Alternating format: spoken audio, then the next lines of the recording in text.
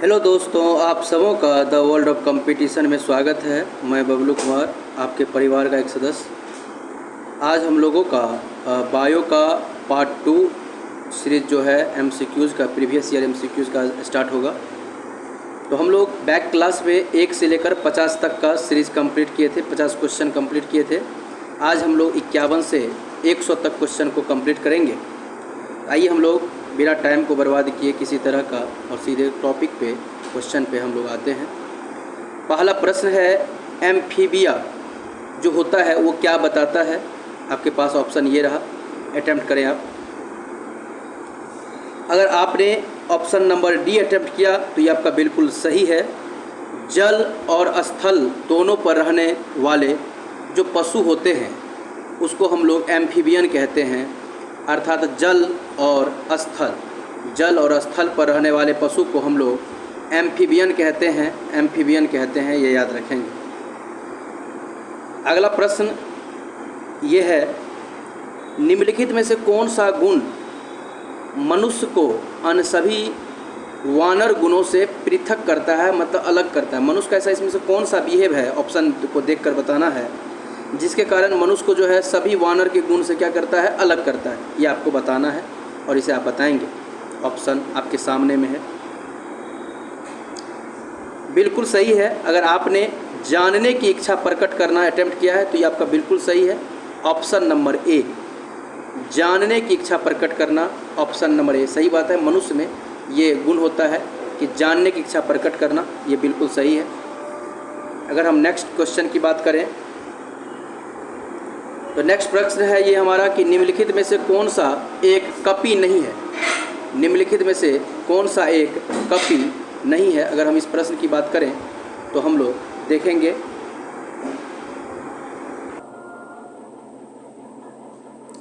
निम्नलिखित में से कौन सा एक कपी नहीं है। ऑप्शन आपके सामने में है, गिबन, गोरिल्ला, ओरंगुटान, लंगूर। अगर आपने लंगूर अटेम्प्ट किया है ऑप्शन सी तो ये बिल्कुल आपका सही है। ऑप्शन सी आपका बिल्कुल सही है, लंगूर। तो कौन सा एक कपी नहीं है, तो लंगूर जो है कपी नहीं है। ऑप्शन सी सही है आपका अटेम्प्ट। अगला प्रश्न है, मानव सदृश लघुत्तम कपी कौन सा है, मतलब मानव के जैसा कौन सा इसमें से कपी ऐसा है जो लघुत्तम है। तो आपको एक पास ऑप्शन ये रहा, अटेम्प्ट करें आप।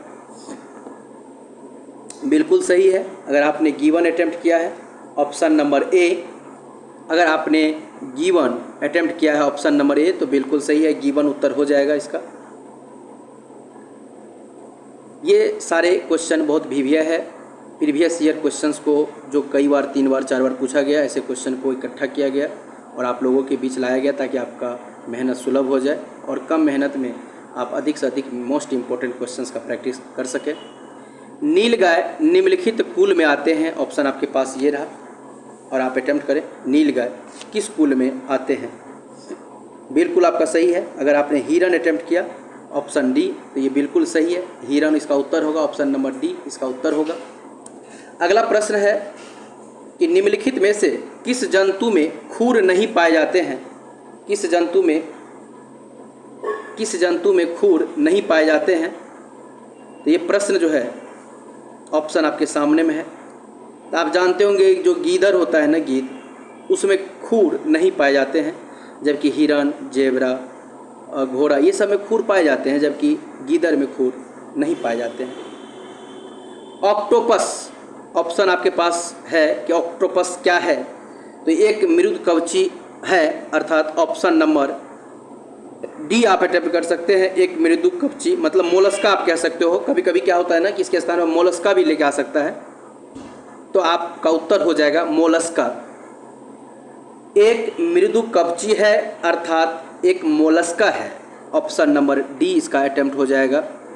ये जो the world of competition channel है इसे आप सब्सक्राइब कर लें और अपने दोस्तों में इसे शेयर करें। और अगर आपका प्यार मिला तो उम्मीद है मैं आप लोगों के लिए हर सब्जेक्ट का जो मोस्ट वीवीआई क्वेश्चन है, जो आपके एग्ज़ाम के लिए अति महत्वपूर्ण काम करने वाला है, वो मैं आप लोगों के बीच में ज़रूर लेके आऊँगा और उसका प्लेलिस्ट बना दूँगा ताकि आप कभी भी किसी भी टाइम में आप खेलते चलते किसी फील्ड पर बैठे हैं, कहीं मैदान में बैठे हैं या रूम में ऐसे बैठे हुए हैं, तो आप उस समय इसका यूटिलाइज़ करके आप अपना प्रैक्टिस को परिपूर्ण रूप दे सकते हैं। तो मैं ऐसा कोशिश करूँगा ताकि आप कम प्रैक्टिस में अच्छा से अच्छा क्वेश्चन आप प्रैक्टिस कर सकें। सबसे बड़ा अकशेरुकी है, ऑप्शन आपके सामने है, आपको बताना है सबसे बड़ा अकशेरुकी कौन सा है। ऑप्शन आपके पास सामने है, बिल्कुल सही है। अगर आपने एस्केविड जो लगाया है, ऑप्शन नंबर बी वो आपका सही है। जो एस्केविड है वो सबसे बड़ा अकशेरुकी होता है। निम्नलिखित में से कौन सा एक जीव अन्य 3 जीव का वर्ग नहीं है, मतलब इसमें से कौन सा ऐसा है जो उस समूह में नहीं आता है, जो कि आपके पास ऑप्शन ये रहा, आप अटेम्प्ट करें।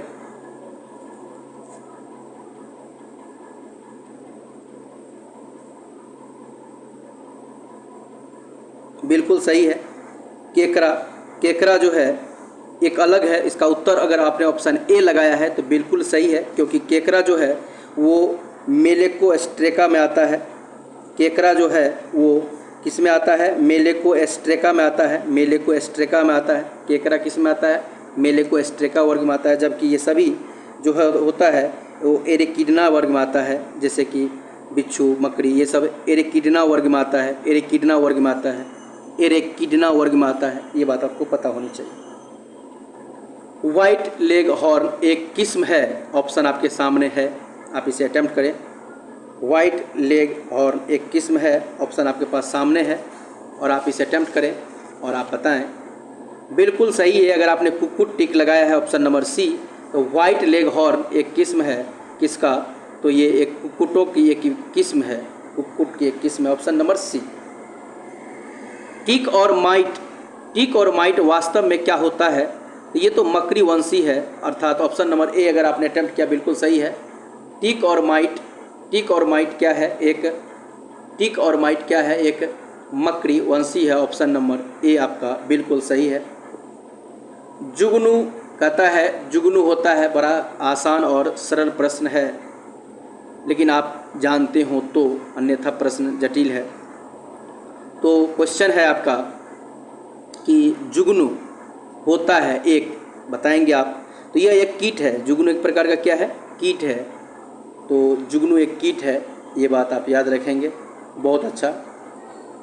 अगला प्रश्न है आपके साथ कि निम्नलिखित या निम्नांकित में से कौन सा कीट नहीं है, ऑप्शन आपके सामने है, इसमें से एक चुनना है जो कीट नहीं हो, बाकी सबका सब कीट है। तो आपने अगर ऑप्शन नंबर बी अटेम्प्ट किया है, मकड़ी, तो बिल्कुल आपका ये उत्तर सही है। अगर आपने मकड़ी अटेम्प्ट किया है, अगर आपने मकड़ी अटेम्प्ट किया है, याद रखेंगे, अगर आपने मकड़ी अटेम्प्ट किया है बिल्कुल सही है, बी, ऑप्शन नंबर बी।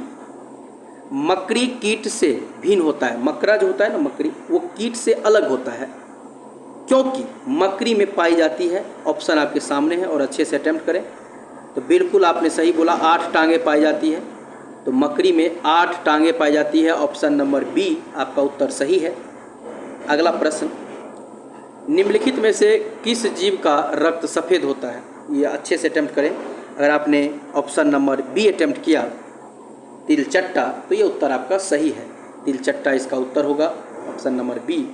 इसमें श्वेत रक्त पाया जाता है। जब चींटी काटती है, बहुत अच्छी बात है कि अगर चींटी काटे आपको, तो उसमें से कौन सा, लाल चींटी में आप जनरली पढ़े थे और पढ़ाए भी थे आप लोगों को थ्योरी में, फॉर्मिक अम्ल होता है। लाल चींटी में कौन सा अम्ल होगा, फॉर्मिक अम्ल हो जाएगा, ऑप्शन नंबर सी, नहीं, ऑप्शन नंबर डी में है। फॉर्मिक अम्ल किस में है, ऑप्शन नंबर डी में है। तो लाल चींटी में फॉर्मिक अम्ल, और फॉर्मिक अम्ल ऑप्शन नंबर डी। अगला प्रश्न है आपका कि बहुत अच्छा, मकड़ियों द्वारा उत्पादित रेशम क्या कहलाता है, ऑप्शन आपके पास है। मकड़ी द्वारा उत्पादित जो रेशम होता है वो क्या कहलाता है, तो बिल्कुल सही है। एक्चुअल में यहाँ 3 ही ऑप्शन हो पाया, एक ऑप्शन मिस्टेक हो गया, लिखने से वंचित रह गए, तो इसका हो जाएगा वैसे उत्तर इसमें शामिल है गौसमीर रेशम जो होता है, गौसमीर रेशम। मकड़ियों द्वारा उत्पादित रेशम, मकड़ियों द्वारा उत्पादित रेशम क्या कहलाता है, गौसमीर रेशम, गौसमीर रेशम, ऑप्शन नंबर सी हो जाएगा। कौन सा प्राणी अपनी आंत्र में जल का संग्रह कर लेता है, बहुत अच्छा प्रश्न है और इस प्रश्न को आप अच्छे से अटेम्प्ट करोगे, उम्मीद है सही उत्तर निकलेगा। कौन सा प्राणी आंत में जल का संग्रह कर लेता है? बिल्कुल सही है और अच्छे से आप इसे अटेम्प्ट करेंगे। कौन सा प्राणी आंत में जल का क्या कर लेता है? संग्रह कर लेता है। तो इसका उत्तर क्या हो जाएगा? अटेम्प्ट करेंगे। आंत में जल का संग्रह कर लेता है, बिल्कुल सही। ऑप्शन नंबर अगर आपने ऊँट मतलब बी अटेम्प्ट किया है, ऊँट, बिल्कुल सही है। ये आंत में जल को क्या करता है?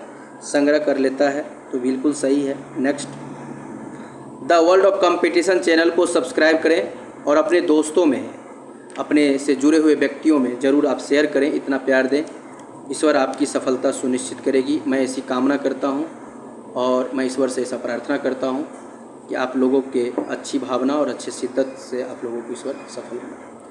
अगला है, निम्नलिखित में से कौन सा जानवर बिना पानी पिए सबसे लंबे अवधि तक रह सकता है? ऑप्शन आपके पास ये रहा, आप अटेम्प्ट करेंगे।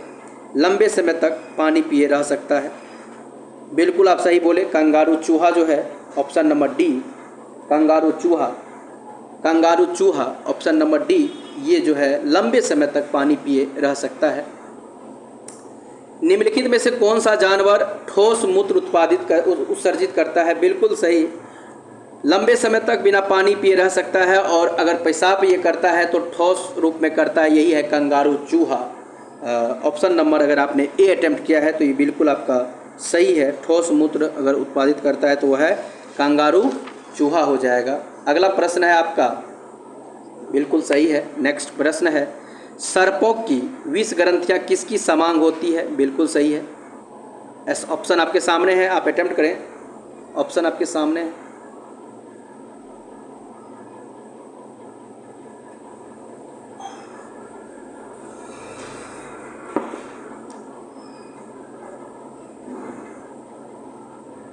ऑप्शन आपके सामने है।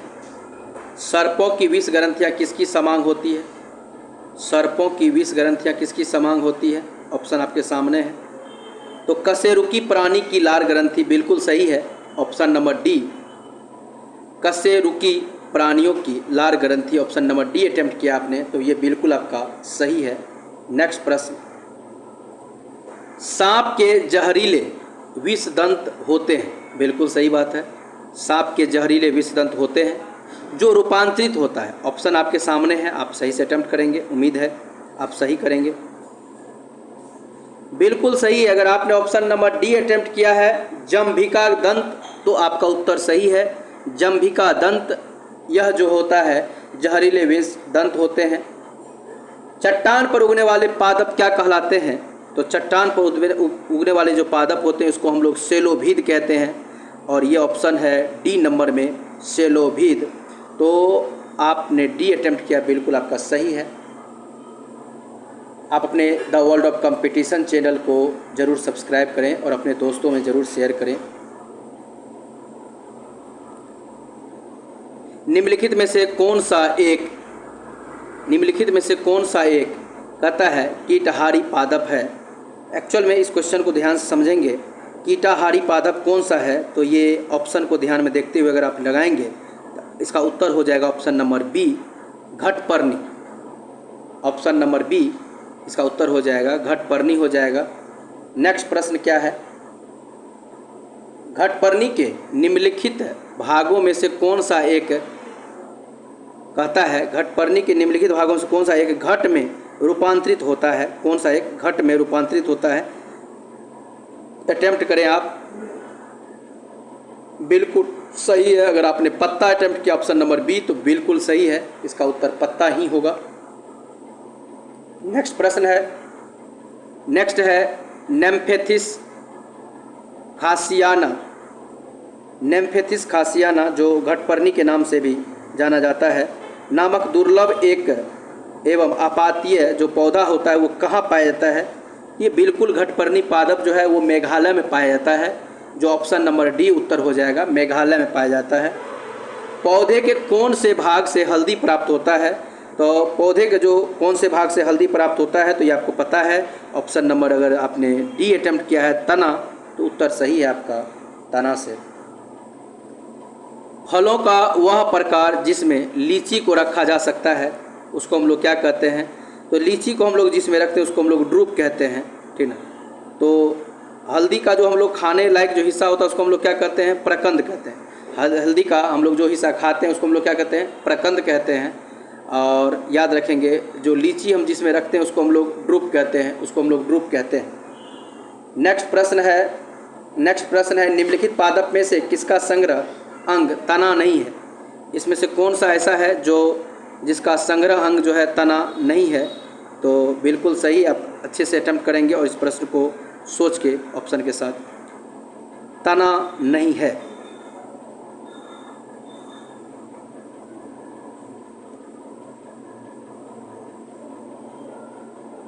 तना नहीं है, बिल्कुल सही है, शकरकंद हो जाएगा। तो इसका उत्तर ऑप्शन नंबर डी हो जाएगा, शकरकंद। नेक्स्ट प्रश्न है निम्नलिखित में से कौन सा तना है। निम्नलिखित में से कौन सा तना है। बिल्कुल सही, अगर आपने ऑप्शन बी अदरक अटेम्प्ट किया तो सही है आपका, अदरक जो है वो तना है। देखिए एक तना से और एक जड़ से प्राप्त पूछा जाता है। तो जनरली आप देखेंगे जैसे गाजर हो गया ये जड़ से, शकरकंद जड़ से, ये अदरक जो है ये तना का, अदरक तना है जड़ नहीं, ऐसा क्यों। ऑप्शन को देखकर आप इसे अटेम्प्ट करेंगे।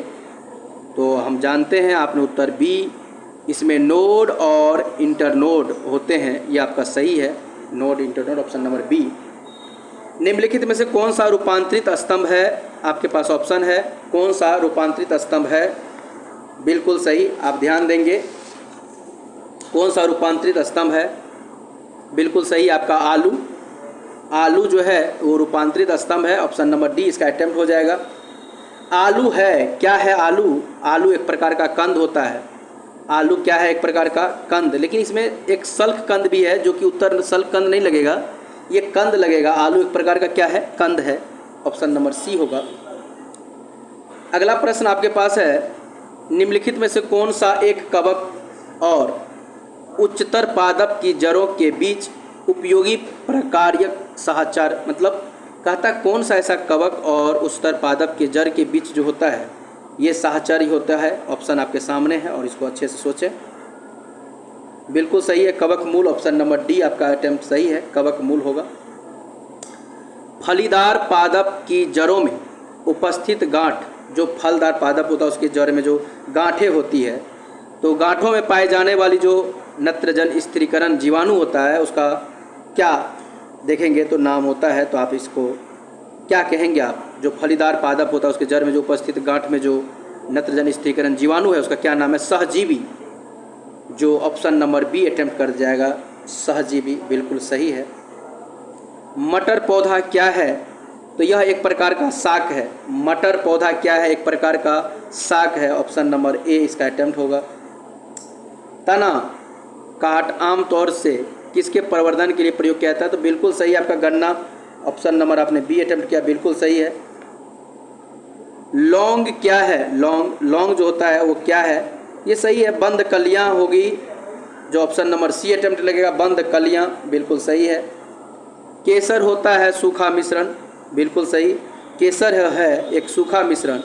तो ऑप्शन को देखकर मारना है कि इसमें से क्या आप अटेम्प्ट करेंगे, जरूर केसर को लेकर। बिल्कुल फूल के बीज बनाने वाले भागों का ये होता है, फूल के बीज बनाने वाले भागों का, तो केसर जो होता है मिश्रण होता है, जो फूल का जो बीज होता है उसको हम लोग सुखा के, ये सही है। निम्नलिखित में से कौन सा एक फल है, इस ऑप्शन को देखेंगे तो आप अच्छे से अटेम्प्ट करेंगे कौन सा एक फल है। क्वेश्चन है ये कि निम्नलिखित कौन सा एक फल है, तो जो इसका अटेम्प्ट बड़ा, जो आप अगर अपने सी लगाया है, ऑप्शन सी भिंडी, ये सही है, ऑप्शन सी भिंडी अगर आपने अटेम्प्ट किया है तो बिल्कुल ये सही है, भिंडी होगा इसका उत्तर। निम्नलिखित में से कौन सा एक सच्चा फल नहीं है, सच्चा फल नहीं है, ऑप्शन आपके सामने है, कौन सा एक सच्चा फल नहीं है, आपके पास सामने है।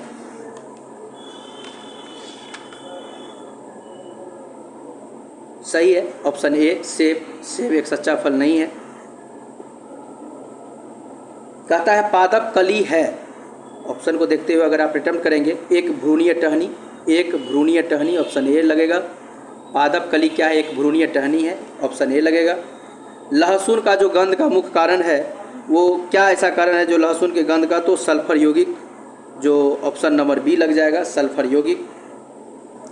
अगला प्रश्न है, प्याजों के छिलके उतारने पर आंसू आ जाते हैं, तो ऐसा क्योंकि प्याज निष्कासित करता है, कौन सा चीज़ निष्कासित करता है जिसके कारण आंसू आता है? तो सल्फेनिक अम्ल। देखेंगे आप, ऑप्शन नंबर यहाँ बी होगा, बी, सल्फेनिक अम्ल, बिल्कुल सही। जीवन चक्र की दृष्टि से पौधे का सबसे महत्वपूर्ण अंग कौन सा होता है? भाई, पौधे का सबसे महत्वपूर्ण अंग पुष्प होता है, ये याद रखेंगे। जीवन चक्र की दृष्टि से जो पौधे का सबसे महत्वपूर्ण अंग होता है वो होता है पुष्प। अगला प्रश्न है, मिर्च की तीक्ष्णता का कारण क्या है? जो मिर्च जो तीखा लगता है उसका मुख्य कारण क्या है? तो कैस्पेस, याद रखेंगे, कैस्पेसिन की उपस्थिति कारण जो है उसी कारण, तो ऑप्शन नंबर बी हो जाएगा। तो मिर्ची का तीखा कैप्साइसिन के कारण होता है। रेशम कीट जिन पर पनपता है उसको क्या कहते हैं? रेशम कीट जिन पर पनपता है, बिल्कुल सही है। रेशम कीट जिस पर पनपता है, जिस पर पनपता है उसको आप क्या कहते हैं? शहतूत की पत्तियां, ऑप्शन नंबर, किस पर पनपता है? रेशम कीट किस पर पनपता है? तो शहतूत की पत्तियां, ऑप्शन नंबर डी हो जाएगा। निम्नलिखित में से कौन कीटों से प्राप्त नहीं होता है? इसमें से कौन सा ऐसा है जो कीट से प्राप्त नहीं होता है? आप अच्छे से मारेंगे, कीट से प्राप्त नहीं होता है। मोती, ऑप्शन नंबर डी इसका उत्तर सही है, मोती। दोस्तों, मेरे प्यारी साथियों, जितने भी आप देख रहे हैं, जो हमें फॉलो कर रहे हैं, तो सब्सक्राइब ज़रूर कर लिए होंगे। ईश्वर आपके सफलता में एक अच्छा मार्ग प्रशस्त करे और आपके तैयारी में एक अच्छा सहयोग साबित होगा यह प्रैक्टिस। और अपने दोस्तों को भी आप शेयर करें, मैं ऐसा उम्मीद करता हूँ, इतना ज़रूर प्यार जताएंगे। लेकिन एक बात मैं बताना चाहूँगा कि मैं जो टाइम को ज़्यादा खपत किए बिना मैं सभी प्रश्न का जो प्रैक्टिस कराने की ओर लगा हुआ हूँ। मैं अगर हर प्रश्न पर व्याख्या करना शुरू करूँ तो शायद हमें लगता है कि 50 प्रश्न में कम से कम 1.5 घंटा तक का समय लगेगा, जैसे कि अन्य यूट्यूबर लेते हैं, जैसे कि अन्य टीचर्स लेते हैं। तो मैं अगर इस पर करूं तो एक क्वेश्चन पर 5 मिनट, 3 मिनट, 2 मिनट का समय लूँगा, तो मैं इसके आगे पीछे दाएँ बाएँ क्लियर करूँगा। लेकिन क्या होगा ना कि जो बच्चे का तैयारी ठीक है, जो बच्चे थोड़ा सा कम समय में अच्छे जो मोस्ट VVI डिमांडिंग क्वेश्चंस हैं उनको पूरा करना चाह रहा है, तो उसके लिए उम्मीद है कि वो थोड़ा ये नहीं हो पाता है कारगर, क्योंकि कम समय में अधिक से अधिक प्रैक्टिस नहीं कर पाता है। इस बात को ध्यान में रखते हुए मैं ये कर रहा हूँ। और आप एग्ज़ाम के समय में भी अगर आप चाहें, जो एग्ज़ाम है उससे 15 दिन पहले भी अगर तमाम पढ़े हुए रहेंगे इसको और इसको प्रैक्टिस कर लेंगे, तो तमाम प्रश्न का प्रैक्टिस आपका हो जाएगा और इससे आपको बहुत मदद मिलेगा, एग्ज़ाम हॉल में बहुत मदद मिलेगा। तो अगला इसका मोती हो जाएगा। द वर्ल्ड ऑफ कंपटीशन को सब्सक्राइब करें, अपने दोस्तों में शेयर करें। सेकंड लास्ट प्रश्न है आज का, निम्नलिखित में से कौन सी औषधीय फसल है? इसको देखने के बाद आप बताएंगे कौन सा औषधीय फसल है इसमें से। तो अगर आपने धृत कुमारी जो अटेम्प्ट किया, ऑप्शन नंबर बी, ये बिल्कुल सही है। कुनेन जो मलेरिया के लिए, लास्ट प्रश्न आज का, कुनेन जो मलेरिया के लिए एक प्रमुख औषधि है वह प्राप्त होता है कहाँ से? जो कुनेन है मलेरिया के लिए औषधि होता है, वो कहाँ से प्राप्त होता है? ये आवृत बीजी पादप से प्राप्त होता है, आवृत बीजी पादप से प्राप्त होता है, जो ऑप्शन नंबर ए होगा इसका उत्तर। तो दोस्तों, बायो का हम एक VVI मोस्ट इम्पोर्टेंट का सीरीज़ शुरू किए हैं। एक सीरीज में मैंने 50 प्रश्न करवा दिया था और आज मैं फिर 50 से 51 से 100 तक मैंने करवा दिया, और इसका जो नाम होगा bio VVI MCQs, previous year MCQs part 2। इसी तरह से मैं 50-50 करके आपके पास 12 से 14 सीरीज, मैक्सिमम 15 सीरीज 16 सीरीज तक ले जाएंगे और आपका 800 प्रश्न का मोस्ट VVI डिमांडिंग क्वेश्चन को मैं पूरा कर दूंगा। आप इसे मारें, जरूर मारें, आपके एग्ज़ाम के लिए बहुत कारगर साबित होगा। यहाँ तक कि हो सकता है अधिकांश प्रश्न आपको शायद इस प्रश्न प्रैक्टिस से ही देखने को मिल जाए। तो प्रश्न की सीमा नहीं होती है, लेकिन एक आधार जरूर होता है, एक दायरा जरूर होता है, इसको आप करें। और मैं आप लोगों के लिए सारे सेगमेंट लेके आऊँगा। मैं उम्मीद करता हूँ आप अपने माता पिता और समाज का नाम रोशन ज़रूर करेंगे, और उसके लिए ही आप इतना मेहनत कर रहे हैं और इतने बारीकी से अभी आप हमें फॉलो कर रहे होंगे, ध्यान से देख रहे होंगे, ईयरफोन लगा के अकेले में एकांत में बैठकर पढ़ रहे होंगे। ईश्वर आपके मंजिल को ज़रूर पूरा करे और आपकी मनोकामना को ज़रूर पूरा करे। मैं ऐसा ईश्वर से प्रार्थना करता हूँ। धन्यवाद। हम लोग मिलेंगे अगले क्लास में। बहुत सारी शुभकामनाएं। आप लोगों को ईश्वर बहुत जल्द सफलता दे, मैं ऐसा ईश्वर से कामना करता हूँ। Well done.